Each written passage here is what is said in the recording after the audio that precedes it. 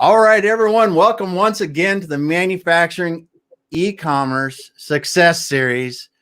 I'm your co-host, Damon Pistolka.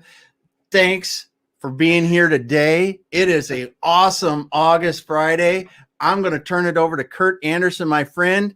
I just want to make sure, before I do, though, I want to make sure that everybody on LinkedIn, give us a shout out if you're listening to us there. Let us know where you're coming from.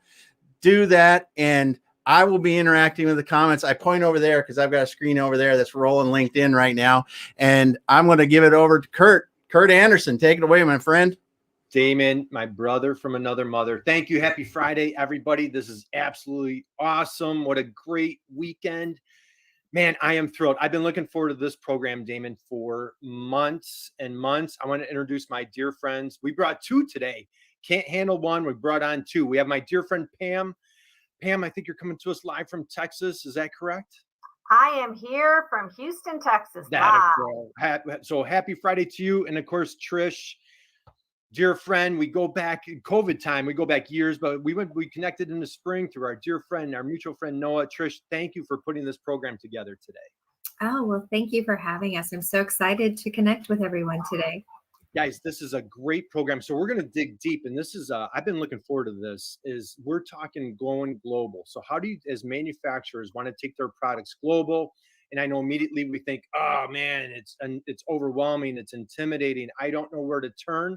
We have two experts on the stage here to kind of shed the light, lighten the load, and make it much easier to take our products abroad. Pam, do me a favor, share a little bit about your organization, your background, and I know you and I have a little Ohio background, a little Buckeye roots, if you will, but share a little bit about your background. You have a wealth of experience in international trade. You are a global trade expert. Share a little bit about your story, please. Sure. Well, Kurt, as you know, when we first met, I said, I'm originally from Ohio. I'm down here in Texas. I met an Aggie on a blind date. So the Aggies on here, you know what happens. I've been down in Houston about 20 years, so I've learned a lot about the energy industry, which really touches everything. Mm-hmm. But coming from Ohio, I have such an interest in promoting manufacturing because I see that we have a lot of resources across the government that can really make a difference for companies that might be unaware that they're not in it alone. Right. And I know we're going to dig deep into everything that your agency, all these great resources that you have to provide. Trish, let's come your way a little bit. Talk a little bit about your background and what we're going to be talking about today. Well, thank you, Kurt and Damon. I actually started off as a teacher. And I think that mindset never left me because I've been in the translation industry since '99, and I still feel like educating people about their choices and about the resources available. There's nothing more important than an informed consumer. And so I found a kindred spirit in Pam, in that we both really want businesses to succeed and to make the best choices going forward. So I'm really excited to share some resources today to help people. This was awesome. When you and I connected, it was like it just didn't cross my mind of like how important that translation piece is. Mm-hmm. And I probably asked like that ultimate dumb question, like, geez, can't we just use Google Translator? No, we can't. We have a lot better tools that you're going to be talking about today. So there's a much better strategy.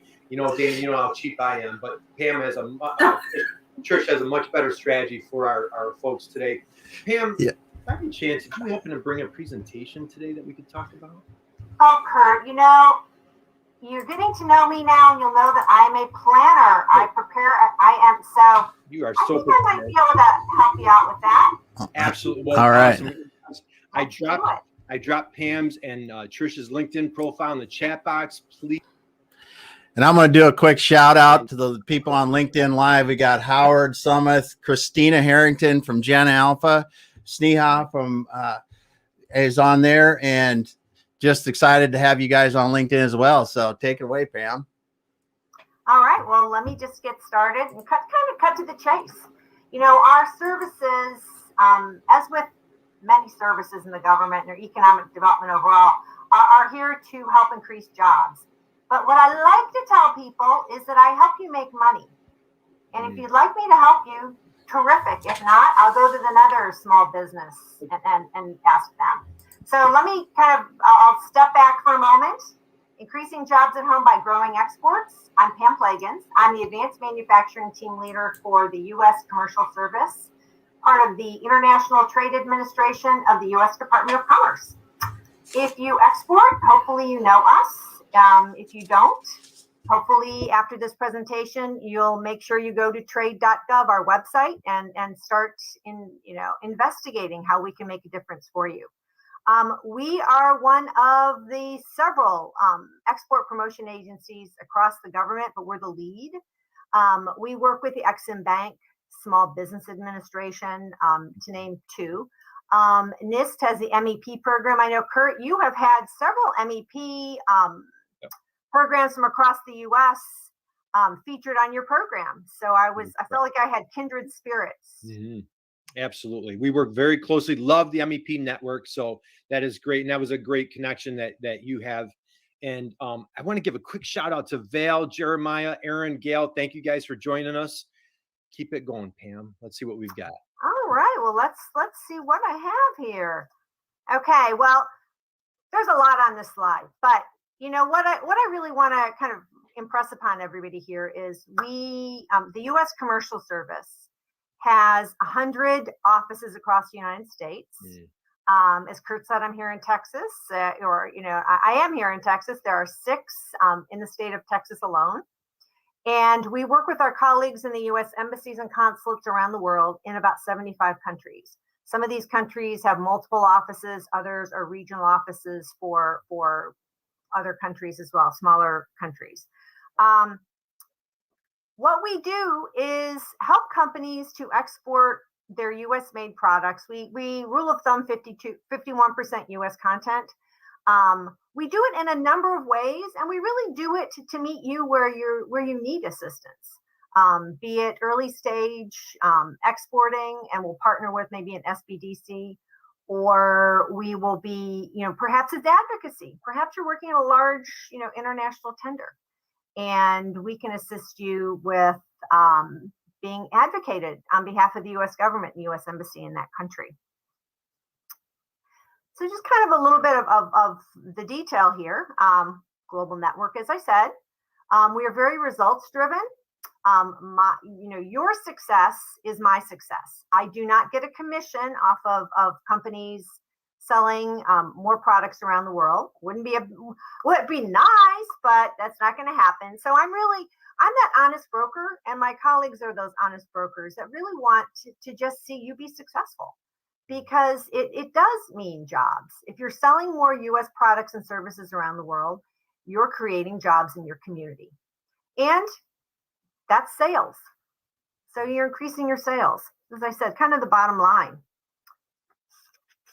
Some other things, what I like to do is we offer our services kind of at the bottom. The baseline is just talking to us, making us known, make it known that you're out there, so that when we have opportunities around the world, we can bring them to you. We provide export counseling. There's no charge for that.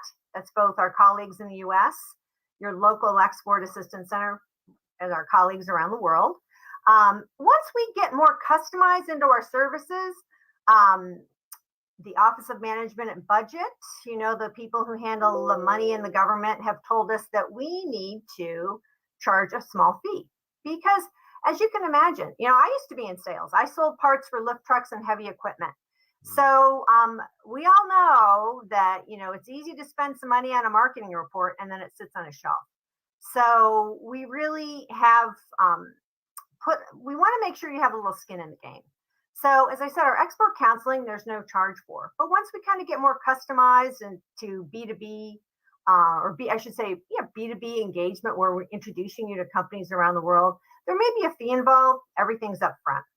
Anyhow, I just wanted to share that because we really have a tremendous amount of resources for no charge. Again, going to trade.gov, calling your local office. They have events, especially during this COVID time. We've been doing webinars and providing free market intelligence and just so many things, because we want to make sure that our companies are thriving. and thriving through some challenging times. As I said, market intelligence on the slide, business matchmaking, commercial diplomacy. I started my career and thought, oh, it would be someday I would love to work for the State Department and be a diplomat. Well, I landed in the Commerce Department. Different agencies in the State Department. Our organization actually came out of the State Department. But in the Commerce Department, we do diplomacy, but it's from a commercial perspective, really in helping American companies to solve some of their problems or challenges, as we say around the world. So let me go to the next slide because I wanted to elaborate a little bit on that counseling. I talked about our physical offices around the world, or so to speak, physical, that, we're all working from home at this moment. But we also help you with your e-commerce issues. That is where a lot of your buyers are finding you today. And that's where we are today, on LinkedIn Live and in this Remo platform. We are, again, meeting our clients where they're doing business, and that's increasingly online. For example, coming up August 26th, we're going to have a webinar on digital manufacturing. So often a lot of the programs that talk about e-commerce online are really directed towards companies that are dealing with consumers. And what our goal is to work with companies who are ramping up that are manufacturers that are ramping their sales presence online. Something to consider too is that connecting with us online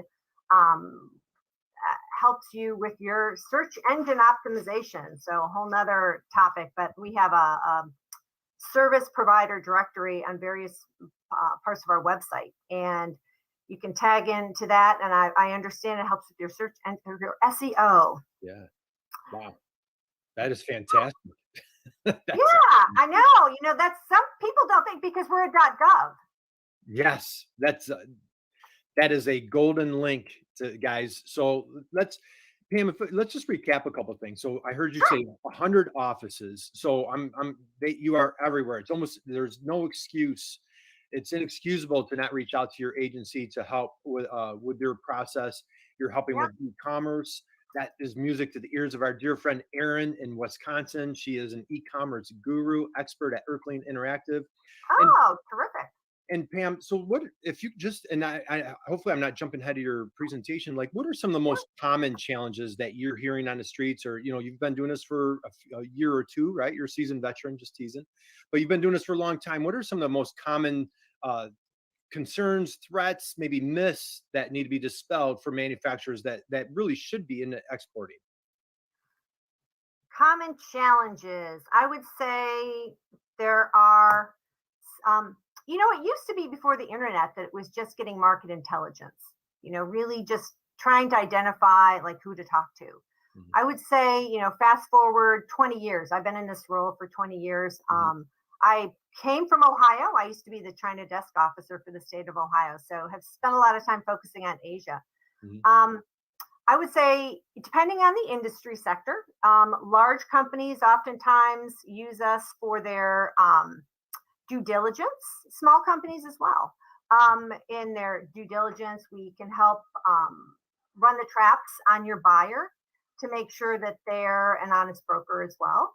And other things, we have so many training programs. So if you have a question, I would say, boiling it down, sometimes you just need to ask somebody. Mm-hmm. You know the answer, and you just want to run it by somebody who has possibly heard this scenario before. Yep. To validate what you're thinking, or to clarify, maybe that's not the question. Maybe the question is this. Oftentimes when people would call me on the phone, I would say, back in the day when they just call you on the phone, but oftentimes I'd reframe the question, what's your ultimate goal? We're here to help you reframe that question and to meet your ultimate goal. Mm-hmm. Nice. Trusted resource, trusted partner in that challenging exporting journey. That's Yeah. just such peace of mind for a manufacturer. That's, it's daunting, overwhelming, maybe intimidating, especially if, we target small manufacturers and they're throwing on a lot of different hats throughout the day. So like having that trusted advisor with your agency is just critical going through that process.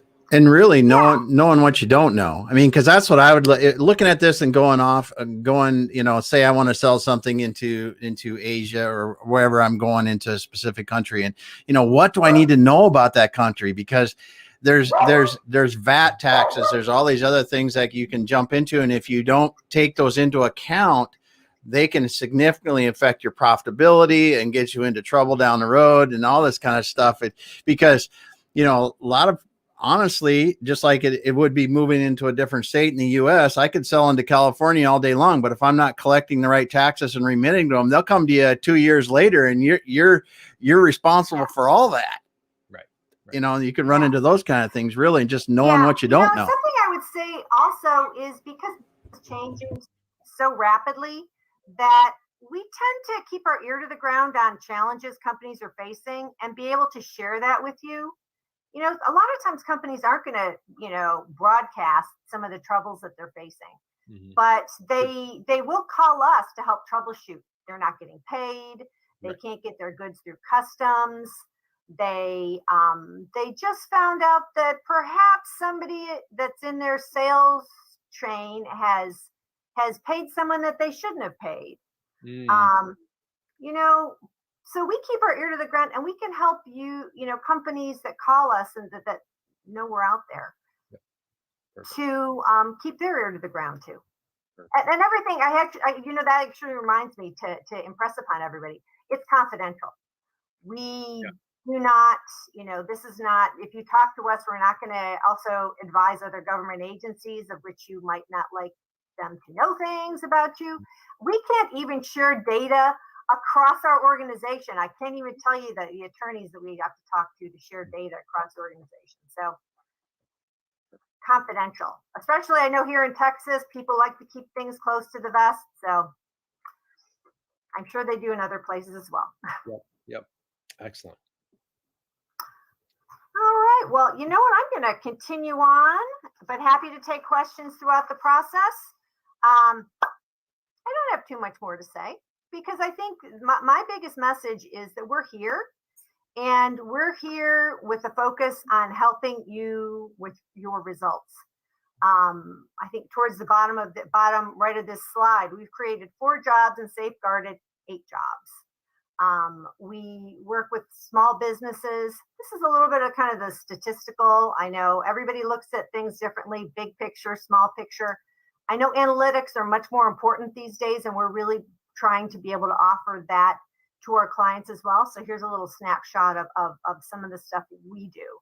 Something I actually like to add, maybe not exactly relevant to this slide, but just generally speaking, we know you can't do business alone. I think everybody knows in 2021, you really need to take an approach that you are part of you're a collaborative organization, a solution provider, perhaps in some cases. But we don't do it alone either. We help you through partnerships with local economic development organizations, chambers of commerce. As I said, the Exim Bank, on financing, the Small Business Administration and their network of extensive resources. The MEP program, which has gotten a lot of exposure of late because of their supplier scouting program, and just for the basic resources that they provide, just invaluable. So we work with governors, we do trade missions, as I said, we meet you and your buyers kind of where we need to be to help you be successful. Yeah, we've got a question here from Gail in the comments on Remo there.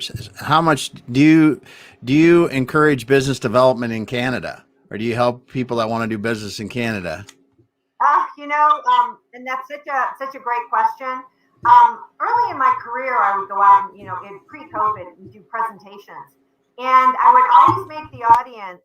I'm a very interactive kind of speaker. So I would say, okay, everybody, raise your hand who's currently exporting. Be an audience of maybe 50 small businesses. And invariably, no one, like, it would be crickets. And I'd be like, oh, come on. I said, okay, who's selling to Mexico and Canada? You know, and let's say 25% of the room, maybe a half. I'm like, Yeah, the hands come up. well, in case you haven't noticed, they're foreign countries. But, you know, Canada is clearly a market that is got a real affinity with the United States. Mexico as well, we have the recent trade agreement. So, yes, we help people in Canada. We have offices in Toronto and Montreal and can help across the country. Nice. Awesome. Awesome. Cool. Okay, so Pam, to reach, I've dropped your LinkedIn profile in the chat. This is your contact information. Way to reach out to you.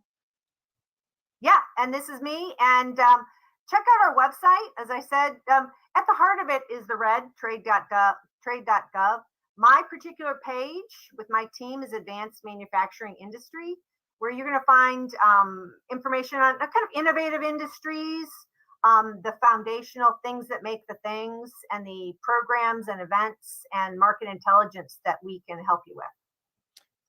That's fantastic. And I thought I saw somewhere on your site that you have an export monthly newsletter. Did I see that? I do, yes. And we have copies of it at trade.gov and at our website, and you can request it there. But, you know, I can, let's see, if I can't find the link right now really quickly, but happy to send anybody the copy of the newsletter if you want to shoot me an email. Very good. Okay. And my email address is right on the screen, trade.gov. Awesome. Well, Pam, this was fantastic. What a great, this is so enlightening. And I like Dan Bigger's on the program. Huge. He just moved from New York to South Carolina.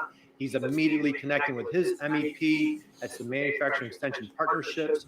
So guys, is anybody out there listening, if you're engaged with your SBDCs, we have folks from the SBDC coming on our program, MEPs, a lot of opportunities to connect with Pam and her team to get our products. Jeremiah, this might be right up your alley. Val, getting our products from the United States to other countries. So this was awesome.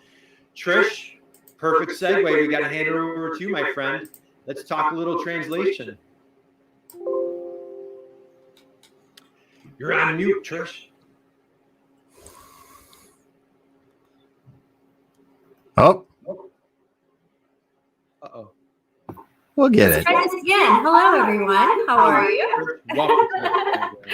We did all the technology troubleshooting, and we still have issues going on. But what I love about what Pam's agency does, we've actually used their services in vetting potential resources in other countries, and they also do it here in the US, and they have a wonderful, as Pam mentioned, a business service provider directory where they vet everyone. Oh, so wow. before you with someone, they will already have vetted them to ensure that they are a good business to work with. So we are very honored to be listed as one of their providers at their business service provider directory. So we really feel like people should utilize that resource. But whenever people have a partnership or get into a partnership with a translation company or an LSP is what they're oftentimes called, because once you work with Pam and she gets you ready to go into another market, you're going to need all of your materials translated. And so where do you go to ensure that you're working with someone who can properly translate your materials? And as you mentioned, Kurt, some people just go to Google Translate, and that is not the best way to start a relationship with another country, is providing really horrible translations of your materials. It's not a very good representation of your brand. It opens you up to liability issues, and there's a security issue in that whatever you post online, that material, your intellectual property, is open to wherever your you're putting it. So there are many considerations that people don't think of whenever they do that. And so before you get into a relationship with someone, let me go backwards here. We have a helpful tips booklet, which I can share inside of the comments here, where you can make the decision as to who would be the best person to work with or the best agency to work with. Many times people think, oh, we have someone here in the country or in the company who can do the translation, and perhaps they can, but you're not looking long-term or big picture as to how that's all going to work out. So we have a helpful tips booklet where you can review and ask these big picture kind of questions to yourself and decide who would be the best solution for translating your materials. And oftentimes we think of these first few bullets here, we think, okay, what languages are they going to handle? What kind of support can they provide? But the biggest question that people don't ask, and it's missing the gold, that's where your asset lies whenever you invest in translation. And that is, will I have ownership of my translation memory? And if you've never heard of that before, it's something important to know about before you invest in translation, because that is what you can reuse, repurpose, recycle your asset that you have. Oftentimes people just care about how much is it going to cost me and how fast can you do it, which is very important, but there is much more to consider. So I had just a few months ago, we had a very large manufacturer send us an RFP, 72 questions long, asked all of these questions to address all of their needs. And the one question they didn't ask out of those 72 questions was, will I have ownership of my translation memory? And I feel kind of like the Blues Brothers in that I feel like I'm on a mission from God to let people know how important it is to ask this question. And so it doesn't benefit my company for you to know this information.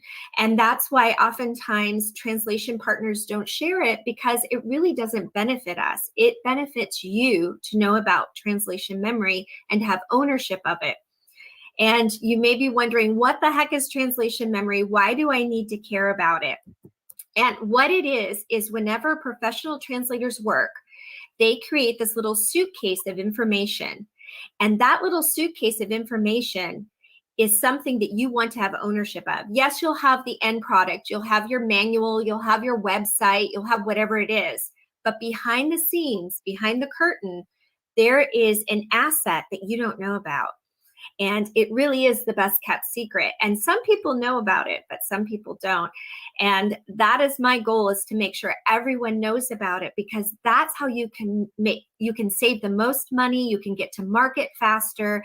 You can have consistency. It really is the gold that's hidden whenever you translate something. We have a little video to explain what it is if you're more of a visual learner. But what it is it's the behind the scenes asset that you can leverage. I'm not sure if you've ever had a quote before from a translation provider, but how they break out the cost is they evaluate the words based on the repetitions. That tool, that CAT tool that creates the translation memory, it is going to evaluate based on percentages, matches. So you can see here in this window an example of new words and then the matches. And you can see instead of paying 20 cents per word, you can pay 6 cents per word. So if you have control of your translation memory and you can pick it up and you can move it all over the place, wherever you need to go, or send it out for your 3 quotes or whatever it might be, you're going to get the best of all worlds whenever it comes to translation. So you might be wondering, is it worth it to even ask about this? Like, I don't really care. It's like something behind the curtain. Let translators do whatever they do. I don't really care, as long as my manual is translated, or my marketing material, or my website, my training, whatever it is. This is a client who just last month, they had they sent to us a quote request and we evaluated it, and it was going to be $31,000. She just happened to mention to me in passing that the reason why they were going to approve this quote and move forward with us is because her current provider didn't have the resources and the bandwidth to be able to deliver this on time. So she was going to have to pay a larger agency to do the work. And I said, well, are you happy with who did your translation? And she said, yes, I'm very happy with the work that they did. And I said, well, ask for the translation memory. And she's like, what is that? I don't even know what it is. And I said, just ask her and see if you can get it. She got the translation memory, sent it to us. We redid the figures. We ran the numbers again. And instead of paying $31,000, she paid $9,000 plus lost over 10 days. Her turnaround time was cut down over 10 days, all because she asked for that little suitcase of information. Nice. So there's a lot of power in that. So whenever you pay for translation, or you invest in translation, you always want to own the translation memory. You need to ask up front, just like in non-disclosure, you need to ask up front, will I have ownership of the translation memory? And these are just some other helpful tips. I don't want to bore everyone with all of this. Like I said, I'm kind of like the Blues Brothers. I get a little excited. It's my mission from God to educate people about the importance of this asset. But it's never too late. So if you have paid for translation in the past, ask that translator for your translation memory. As long as it's a quality translation memory, you can use that you can ride that thing and reuse and repurpose. It gives you the same consistency with your terms. It allows people to work faster, and it saves you a lot of money. So that's my little gold nugget to share with you this Friday. Man, that was Drop the mic. Drop the mic on board. That was fantastic. Oh, great. I love you know what's funny, Trish? I was just going to say, as you were talking about translation, I'm like, one of my favorite Bill Murray movies, Lost in Translation. Then he dropped the bomb with the Blues Brothers. I love it. So that translation memory, I didn't know that. I had no idea. I don't know if anybody knew that. So John, our friend in New Jersey, we may have to give the member of our team that speaks 7 languages a break based on this intel. So that was fantastic. And the accuracy of your translator that you had as you were talking, that was very impressive too. That was the transcriber. So Trish, what are some, so you talked about the memory is that's huge, that asset. What are some other myths or some other challenges that you're seeing with your clients? You've been doing this for a long time. What are some other challenges that you want to invite manufacturers to think about differently as they're trying to go global with their business? One of the largest challenges, I believe, is just the lack of communication between different departments. Mm-hmm. So if departments would share information and resources between each other, the company would go so much further. Even with the translation effort, you might have the marketing department requesting Spanish for Latin America, and then technical publications requesting Spanish for Europe, and they're not even speaking the same dialect of Spanish with their materials. So it's important to have a company-wide established, this is our target market, and whenever we request a language, this is what we need to request. These are our vetted resources. Please don't just go out and go to Google Translate or to whatever it may be. These are our vetted resources. Please use them for the work, because if you have a set of vetted resources for people to use and you provide them, you share the translation memory, you could price it out with 3 different providers and give them all the same translation memory. Say, here's the most current translation memory. We're going to share it here, wherever it may be secure for you to share it company-wide. And just the lack of communication, there's so many different silos going on. And if they just did a better job of sharing the resources and the process and getting everything all together, that's just the RFP that I showed you. The manufacturer was trying to do that. They were trying to get everybody all together. But the problem was that they didn't grab the ownership of what would be important for everyone to use. So I guess just that's sorry to rattle on, but that's it's great. This is so good. Yeah. Oh, yeah. You guys are amazing. Man, we could go on and on. I'm not sure where to start. I don't know if Chris Harrington's still with us. My dear friend Aaron, we're super e-commerce, fanatics, and we're huge on configurators, which landing on a website, allowing a potential customer to come on your website and purchase products. Damon, just think how powerful these tools and resources are by having that translation, where now we can convert language, metric, measurement, so on and so forth, and get ahead of the curve. And now the big thing with configurators, they hit submit. Everybody's looking at the same thing. Everybody's on the same page. You're not only reducing, you're minimizing or even eliminating that loss in translation.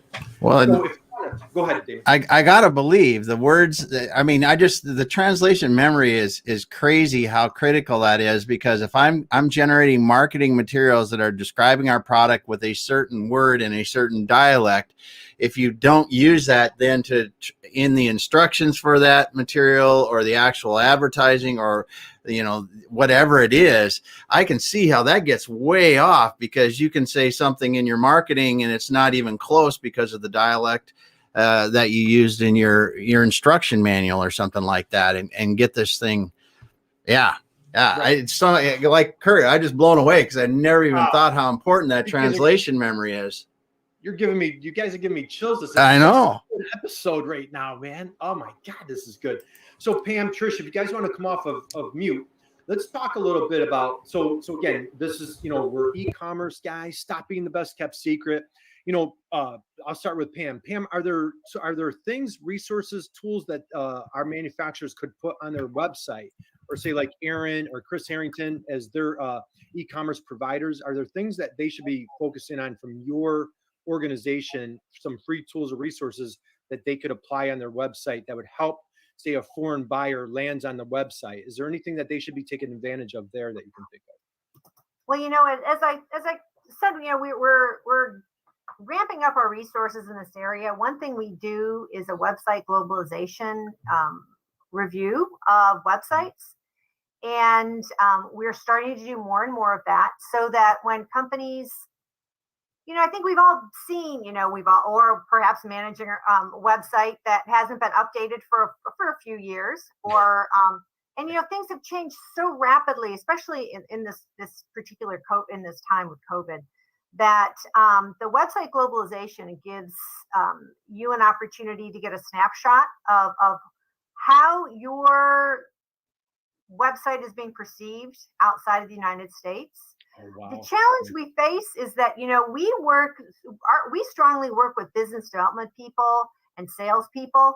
We don't always, and we'll do these website globalizations, and it really needs to go to the IT person who decided not to show up for the meeting.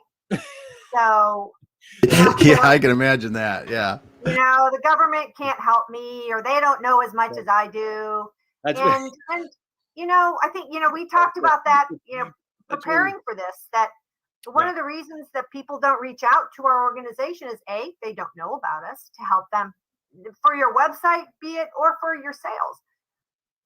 But because they often overlook that free resources, actually, we're prepaid resources.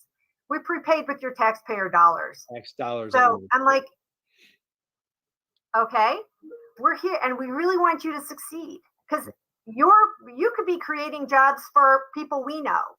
Right. So we are very motivated. So Absolutely. Long answer to your short question. Yes. No, that was fantastic. So again, I'm doing it one more time, guys. Connect with Pam, connect with Trish on LinkedIn. There are so many questions. Trish, let's come back to you we're at time. I can't believe we're at time, and I want to be mindful, respectful. Yeah, running in time. Because I know these guys are going to have questions for you. But Trish, are there tools, I can't believe how you've opened my eyes to this. Even I've worked with manufacturers that they're receiving RFQs from parts of Canada that are French speaking, and how critical it is they have that translation where again, metric or different measurement or what have you.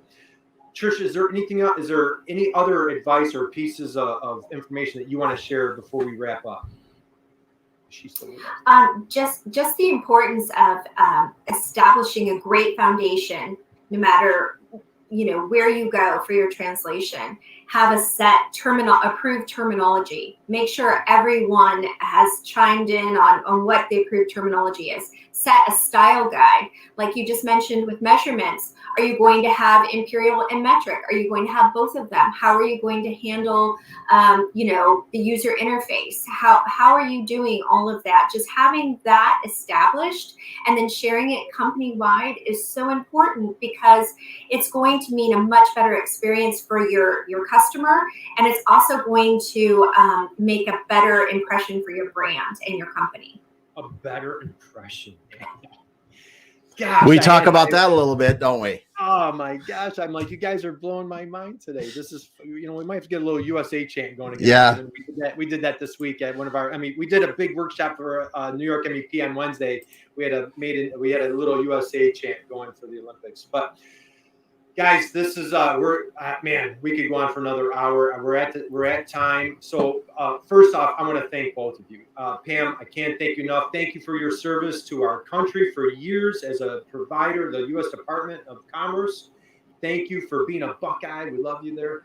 Trish, thank you for making this happen. This is from a mutual connection. Our dear friend Noah brought this together. Noah was a speaker for us several months ago. Trish and I connected, and we immediately, I was like, it never crossed my mind to have this type of a conversation. So valuable. Aaron, out there in Madison, just think just even e-commerce providers, website providers, you all should be in this conversation with Pam and Trish on helping our manufacturers go global. Please spread the word on everything. Our friend Gail in Canada, spread the word on all these amazing assets and resources right at our fingertips. This is just so powerful. I'm out of breath, man. This is, guys, so good. Thank No you doubt. both. Pam, thank you. Trish, thank you. Thanks so much. Everybody go out there and crush it next week. Damon, take it away, brother. All right. Well, it's awesome, Kurt. Thanks so much, Pam and Trish. Man, my eyes are open. My head is swimming. What's going on in my mind right now? Thanks so much for that. I wanted to thank everyone on LinkedIn for hitting us there, watching us, and the participants that join us on Remo, and I just love it. Thanks so much for being here. The other thing I want to mention too is, if you haven't seen it already, you can go on to ecommercemgmt.com. We've got our August e-commerce training starting next week.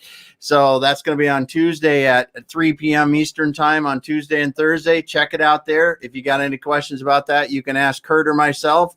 But we're excited about getting our e-commerce training going next week. I shouldn't say it's e-commerce training. It's getting ourselves better digital then into e-commerce, because this is a crawl, walk, run kind of thing, and we're helping people crawl and walk. So thanks so much, everyone. We're going to drop back so we can topic the tables now. Awesome. Happy Friday. Go digital and show up.